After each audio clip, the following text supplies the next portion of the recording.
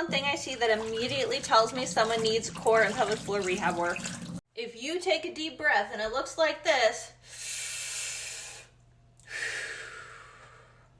immediately core rehab.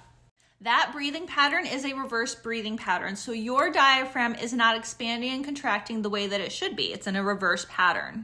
This breathing pattern makes it really hard for you to be able to connect with your core because the way that you breathe is your first step in core connection.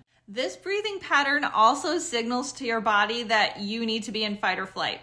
And how are you going to feel when you're in fight or flight? You're going to feel more anxious, more stressed, right? And so this breathing pattern affects, number one, your ability to connect with your core, which is going to affect things like back pain, urinary leakage issues, getting rid of your mom pooch, closing a diastasis, but it's also going to stress you out.